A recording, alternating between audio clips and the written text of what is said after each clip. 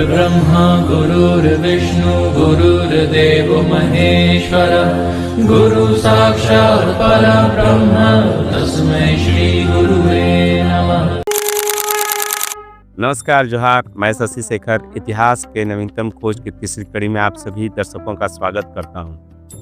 आज मैं आपको फिर से इतिहास के एक ऐसे अनछुए पहलू से परिचित कराऊंगा, सहसा आप उसके बारे में जानकारी नहीं है, और यदि है तो मैं आपसे आग्रह करता हूं इस क्षेत्र के विकसित करने की परिकल्पना में जुड़े मेरी मुहिम में आप साथ दें। डहर एक गाँव है, वहाँ 2500 से 3000 विकसित सभ्यता का प्रमाण है, आज भी जीवित अवस्था में है। इस कहानी की शुरुआत होती है 1950 से। वहाँ के तत्कालीन मुखिया जगन्नाथ सिंह ने गांव में खुदाई करवाई। कुएं से अचानक 100-150 प्राचीन प्रतिमाएं बरामद हुई। ग्रामीण इतने सजग थे कि सभी मूर्तियों को उन्होंने संभाल लिया। कुछ मूर्तियों को वहाँ के मंदिर में स्थापित किया और जो टूटी मूर्तियां थीं उसे बाहर रखा। यह घटना उस समय इतनी प्रचलित हुई थी कि आजादी के बाद इस घटना को हजारीबाग से राष्ट्रीय अखबार में प्रकाशन हुआ। तत्कालीन दंडाधिकारी जिलाधिकारी वो यहाँ आए और सर्वे भी किया, देखा। 1950 की यह दास्तान 2025 में हम हैं। इतने लंबे दास्तान के बाद भी आज भी प्रतिमाएं वहीं की वहीं हैं। कई टूटी प्रतिमाएं खुले आसमान के नीचे हैं, और जो मंदिर में स्थापित की गई हैं वो 5वीं और 6ठी शताब्दी की मूर्तियां हैं। इतिहासकार बताते हैं कि इतने सुंदर और अनूठे प्रतिमाएं संभवतः भारत के हर हिस्से में तो नहीं पाया जाता है, और यहाँ गांव के लोग इतने अच्छे ढंग से मूर्तियों को सहेज कर रखे हैं कि हर दिन उन मूर्तियों की पूजा की जाती है। दूर दूर से लोग आते हैं जिन्हें आस्था है, विश्वास है। इन मूर्तियों में सनातन धर्म की भी मूर्तियां हैं और बौद्ध धर्म की भी मूर्तियां हैं, और समान रूप से गौतम बुद्ध की भी पूजा होती है, साथ ही साथ भगवान विष्णु की भी पूजा होती है।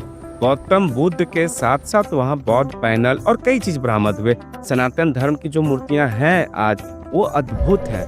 गजानन की 4 हाथों की प्रतिमा है, भगवान विष्णु की प्रतिमा है, उमा महेश्वर की प्रतिमा है, और ऐसे कई दर्जनों प्रतिमाएं हैं जो कि कमला माता मंदिर में स्थापित की गई हैं। क्या नाम है आपका? आप यहाँ डहर के कमला माता मंदिर में कितने साल से पूजा कर रहे हैं? करीब लगभग 50 वर्ष से। 50 साल मैंने जब से ही प्राण प्रतिष्ठा यहाँ हुआ है तब से हमको यहाँ के बारे में बताएंगे। यहाँ 5वीं 6ठी शताब्दी की पुरानी मूर्तियाँ। उसके पहले नहीं बता सकते हैं, लेकिन कुछ आगे था। हाँ, घास फूस का यहाँ बहुत बड़ा बड़ा गाछ वृक्ष था। बेल वगैरह कुआं पर वही कुआं से निकले हैं, कुआं से नहीं। अच्छा, वहाँ पीछे जो कुआं से निकले हैं जो टूटा फूटा हमारा कम से कम 50 टुकड़ा हुआ पड़ा हुआ है। तो कीमती मूर्ति है जो वो मूर्ति अभी मिल नहीं सकता है, मोलों पर भी नहीं मिलेगा। तब वैसा मूर्ति तो तोड़ करके औरंगजेब रख दिया, लेकिन जो कुछ बचा हुआ था उसको स्थापित किया गया है यहाँ मंदिर में ला करके। आप लोग हर दिन पूजा करते हैं? हाँ, पूजा रोज करते हैं। अच्छा, यहाँ गौतम भगवान का भी मूर्ति है? हाँ है। आप लोग हर दिन सभी देवी देवता का पूजा करते हैं? अभी स्नान कराएंगे, दरवाजा के सामने है, ऊपर में रखा हुआ, और वहाँ भी है। टूट फूट बहुत है यहाँ। आपको क्या लगता है यहाँ का विकास के लिए क्या करना चाहिए? यहाँ चारों ओर से घेरावा होना चाहिए था। अभी जैसे मंदिर सुचारू रूप से नहीं बना हुआ था। हाँ, बताइए। सरकार की ओर से यहाँ कोई ध्यान नहीं हुआ, एगो खाली टाइल्स बिछा। और अभी जैसे कि चारों ओर से खुला है, कुत्ता बिल्ली सब यहाँ घुसते आते रहता है। मूर्ति का भी चोरी हुआ है यहाँ से? हाँ, मूर्ति तो चोरी हुआ बहुत। डहर में टेराकोटा रिंग वेल पाए गए। टेराकोटा रिंग वेल का इतिहास अगर आप देखेंगे तो आपको पता चलेगा कि भारत में काफी कम संख्या में टेराकोटा रिंग वेल मिले हैं, और यह इनकी जो अवधि है वो लगभग 2500 पहले जा रही है। इसका निर्माण मौर्य काल में हुआ, ऐसा इतिहासकारों का मानना है। अद्भुत यह है कि आज भी सारे रिंग वेल का इस्तेमाल किया जा रहा है। गांव में लगभग 1 दर्जन रिंग वेल हैं जो आज भी ग्रामीण उसका हर दिन पानी निकालते हैं और बिल्कुल जीवित अवस्था में। आप जब डहर गांव में भ्रमण करेंगे, देखेंगे, तो आपको खुद से महसूस होगा कि यह गांव कुछ विशेष है।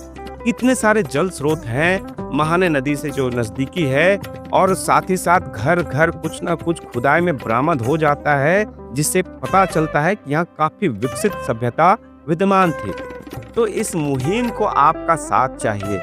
यदि आपको इतिहास में रुचि है, शोध में रुचि रखते हैं, इतिहास जानने की रुचि रखते हैं, कुछ नया करना चाहते हैं, कुछ नया सोचते हैं और ये नवीनतम जानकारी चाहते हैं, तो आप मेरे इस चैनल को जरूर सब्सक्राइब करें, लाइक करें और ज़्यादा से ज़्यादा इस वीडियो को शेयर करें, ताकि हमारी जो इस क्षेत्र की जो प्रतिष्ठित मांग है वो पूरी हो सके। धन्यवाद।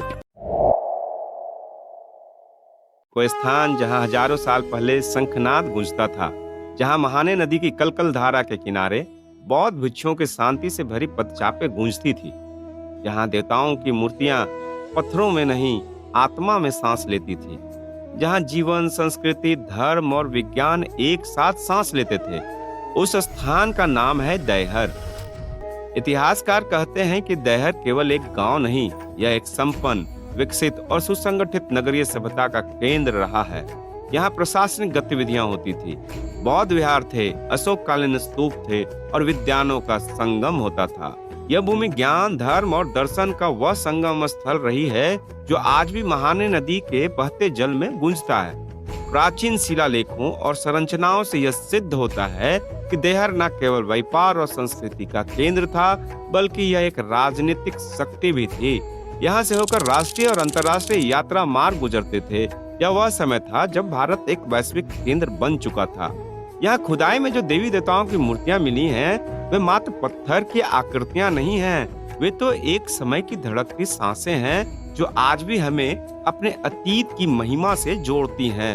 1950 में कमला माता मंदिर में स्थापित ये मूर्तियां कुओं से यहाँ के पूर्वजों को मिली थी, जिनमें सनातन धर्म के भगवान विष्णु, भगवान सूर्य, चार भुजाओं के नृत्यमान गजानन और उमा महेश्वर जैसे प्रतिमाएं शामिल हैं। इतनी जीवंत हैं ये सारी प्रतिमाएं कि मन करता है कि उन्हें देखें और नतमस्तक हो जाएं।